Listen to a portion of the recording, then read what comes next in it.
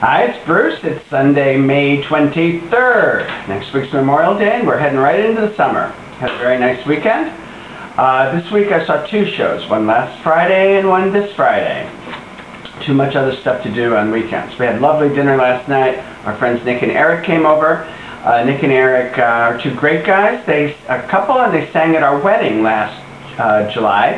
And if you'd like to see them sing at our wedding, I've got a couple clips of that. If you look on my blog, Bruce Bossa, my name is Bruce Bossard, by the way, but it's a long story. B-R-U-C-E-B-O-S-S-A became my blog name. If you look up that and look Gay Wedding or something, you'll find the 6-part episodes of my and Bill's wedding last year. And Nick and Eric sang two songs, a song from Sideshow and I Will Never Leave You, and a song that Bill wrote called Married to My Best Friend. They're great guys, and it was wonderful to have them, and it's fun to see those wedding clips if you haven't seen them. It's going to be our first anniversary coming up in July. Anyway, I saw two shows. The first one, David Mamet's Race. Well, what took you so long to see this play, Bruce? It opened early in the year. Well, last season we had a decent revival of Speed the Plow with some really good performances, and a revival of Oleana, which I didn't like at all. And I don't know, I love David Mamet, always loved David Mamet, but I couldn't get into gear to see this. And then they're going to be closing it, and the cast is leaving, and I wanted to see it, so I did. I especially wanted to see James Spader. Well, the play, what's the play about? The play is about 90 minutes or 100 minutes with an intermission. That's how short it is. The first act is okay, and the second act is, yeah, okay. I did like James Spader, and I love David Alan Grier. He's got a Tony nomination.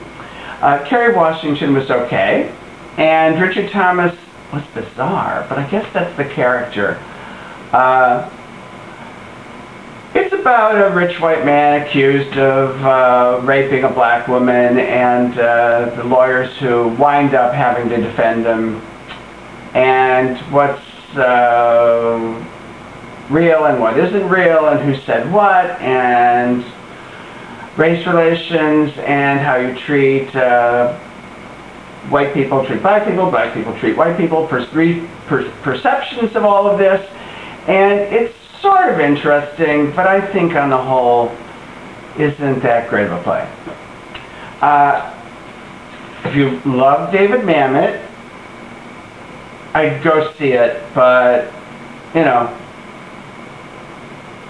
I'm not really recommending this too highly. But I personally was glad to see James Spader on stage, because I liked him ever since he was like the time he started his acting career, about the Brat Pack time. He wasn't a Brat Packer, but he was on the fringe of the Brat Pack. All right, so that's my mediocre review of Race.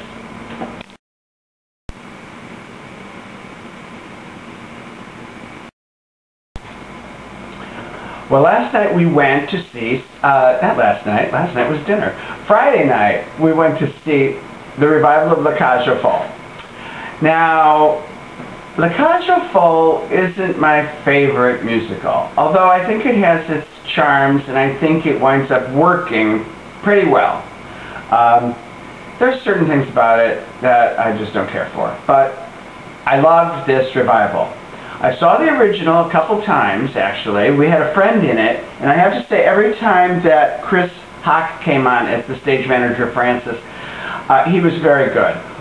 But our friend way back then, Bob Brubach, played it, and Bob, many of those people in that original cast wound up with AIDS and died, and Bob was one of them. He was a beautiful, beautiful young man, and I can't help but when I see that role think of Bob. And Chris, you did a really great job. Anyway, I really did like the show. What I liked about it that was different than the original is the original was done during the period of AIDS, and done with millions of dollars and wonderful costumes, fancy, fancy, fancy, very glamorous, very slim Cagelles, and some of the Cagelles were women, so they wanted to mix it up, and they didn't want to alienate a straight audience back then. Well, now alienation, damn it. Now it's transformed, the Kaj is transformed into more of a tacky drag club, and the Kaj shows are more drag, more very muscular. I'm laughing because they were so funny. Very muscular dancer drag people. And I'm going to name each Kajal because the Kajal should have gotten the Best Featured Actress nomination. Okay, Nick Adams, superb, and what abs. Logan Kessler, we had a swinging Friday night. Christophe Caballero was wonderful. Nicholas Cunningham, Terry Lavelle, and Sean A. Carmen are the Kajal, and they are fabulous. They're just fabulous. Okay, it starts off with Kelsey Grammer coming out, and he just brings that audience right into him. He's so, everyone knows him from Frasier and TV, and he's got a very high likable Q rating, I think, and he brings that to the stage and brings you right in. You sort of you feel like you're in it's a really nice intimate production, and you feel like you're drawn right in. He brings you in. He's great. But the star, of course, of the production is Douglas Hodge, who came over to do it from London, where he won tons of awards, and he is a much wonderful Alban, much more wonderful than, I was never a fan of George Hearn's Alban. I know he won the Tony, I know it was wonderful, he put on a dress, but he's like a baritone, and you really thought this was a straight man playing this role, and singing I Am What I Am in that really low register, and I give him props for doing it, and he was good, but put a little mascara on. I don't know. Douglas Hodge, oh my God, he's Alban. So I think I did some Tony predictions last week, and I'm not varying. I hadn't seen the Kaj. Now I do think Best Revival and Best Actor for Douglas Hodge. If Twyla Tharp didn't win the choreography, I actually would think to vote for Lynn Page. The choreography was great. Great direction by Terry Johnson. A very intimate Lacage. The audience loved it. In the palm of their hands, the whole cast. Also in the cast, Christine Andreas. Gee, it's wonderful to see her, even in the smaller role of Jacqueline. Vianne Cox just makes me laugh. And A.J. Shively. A.J. Shively I discovered in a Joe Iconis show called Rewrite. And he was playing the young ingenue. What do you call a male ingenue? A male ingenue. So, he thinks that's stunning. I can't get out of my head, but I always cringe when I hear it. Life is a celebration with Anna on my arm. Can't get out of my head, but I don't know.